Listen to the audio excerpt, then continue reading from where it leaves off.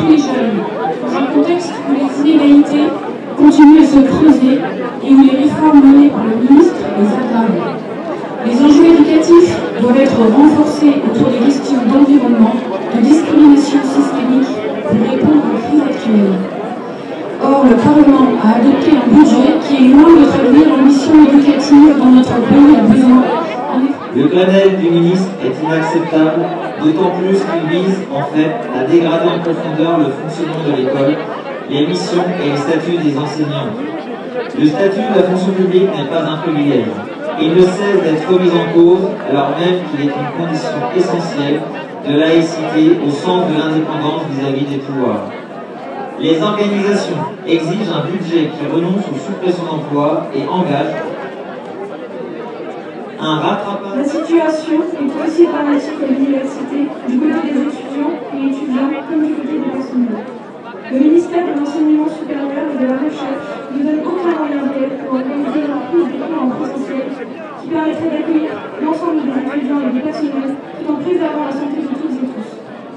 Le manque de place à la fac, causé par la sélection généralisée mise en œuvre par les différents gouvernements, est d'autant plus problématique avec la crise sanitaire. Il faut de la place pour étudier. Les organisations appellent donc les personnels à poursuivre la mobilisation en cours, à s'engager dans l'action pour exiger la création de postes, une autre politique éducative, le dégel de la valeur du point d'indice, couplé à des mesures significatives de revalorisation des salaires et des carrières dans l'éducation.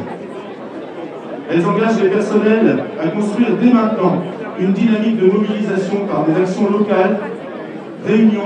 On est encore résistance. Encore une fois, résistance.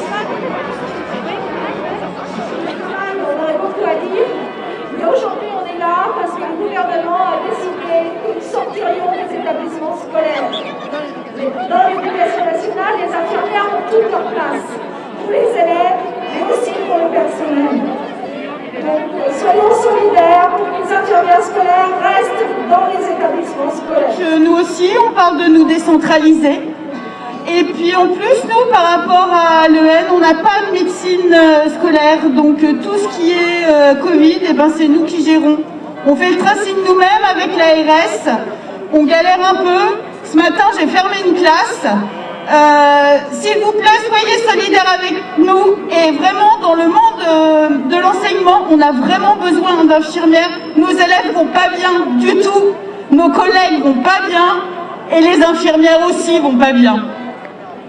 Moi, c'est Tony. Je suis aussi au lycée agricole de Rouillon, mais je suis assistant d'éducation. Et je prends la parole pour parler au nom de tous les camarades qui ont lancé un mouvement national le 1er décembre. Donc, je vais faire un petit point pour ceux qui ne sauraient pas. C'est parti des Bouches-du-Rhône. Il y a eu un ras-le-bol qui est évidemment lié à la situation Covid, parce que les assistants d'éducation ont clairement récupéré encore plus de tâches qu'ils n'en avaient à faire. De la surveillance des choses qui dépassaient largement nos missions, probablement parce qu'en fait le cadre de notre mission sont mal définis depuis 2003, depuis que notre statut a été réformé. Suite à ça, ça a bougé dans une coordination nationale. Et nous, localement, on a essayé de rentrer en discussion. J'ai eu la chance de rencontrer plein de camarades qui partagent le même quotidien que moi. Et on s'est quand même largement rendu compte qu'il y avait un problème et qu'on était confronté quand même à quelque chose qui n'était pas normal, quoi. La précarité de notre situation, pour ceux qui ne le savent pas, on est tous sur des contrats d'1 an, renouvelables 5 fois. On est payé au SMIC, on est pour la plupart d'entre nous à mi-temps et pour une grande partie non voulue. Voilà, on a très peu de perspectives et il y a beaucoup de revendications du coup qui ont émergé de la colère en fait qui a été générée de manière évidente dans cette situation Covid qu'on connaît tous. Alors bonjour, je m'appelle Louane. J'ai 20 ans et je suis en licence 3 acoustique et vibration à l'université du Mans. Aujourd'hui, je suis là pour représenter le comité de mobilisation, qui est une organisation éphémère pour défendre les droits des étudiants dans cette période très difficile pour nous tous. Nous, ce qu'on veut, c'est la réouverture des rues sur place, parce que pour l'instant, il faut savoir que les L1 sont en train de revenir à l'université et qu'ils doivent manger dehors. Donc ils doivent prendre des plats à emporter et ils doivent manger dehors, ou dans leur voiture, ou dans des chambres d'étudiants, ou dans des petites salles, et il n'y en a pas suffisamment d'ouvertes. Donc on n'est pas accueillis dans des conditions sanitaires suffisantes pour éviter toute contamination. Donc on se bat contre ça, et on veut aussi le retour de tous les étudiants sur le campus, parce que le mal-être, il est présent chez tous les niveaux de formation. Et particulièrement dans l'UFR Lettres et Sciences Humaines, où les étudiants n'ont eu 0 cours depuis les vacances de Toussaint, contrairement aux sciences où on a pu avoir des TP. Si moi je peux parler de mon témoignage, c'est difficile. Il faut se lever le matin avec personne pour nous mettre un coup de pied au cul pour aller en cours. On regarde nos cours, on le fait en pyjama, on est 8 heures par jour sur nos écrans. Les professeurs, ils sont aussi déprimés que nous, parce qu'ils font cours à des écrans noirs où les étudiants ne mettent même plus leur caméra. Tout le monde n'en peut plus. Ils croulent sous les mails, sous les réunions, sous les circulaires qui veulent dire le contraire de l'une de l'autre, et ça change tous les 3 jours. Donc là, on est en train de mener une mobilisation. En tout cas, on essaye, malgré le distanciel.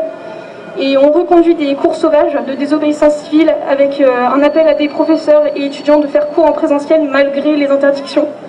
Et ce jusqu'au 4 février, on se joindra à nouveau aux mobilisations. Donc moi, je voudrais dire aujourd'hui qu'on a besoin d'être entendu du gouvernement. On a besoin de mesures, de moyens financiers, de moyens humains, de professeurs, de postes, parce que les ATR sont surchargés aussi.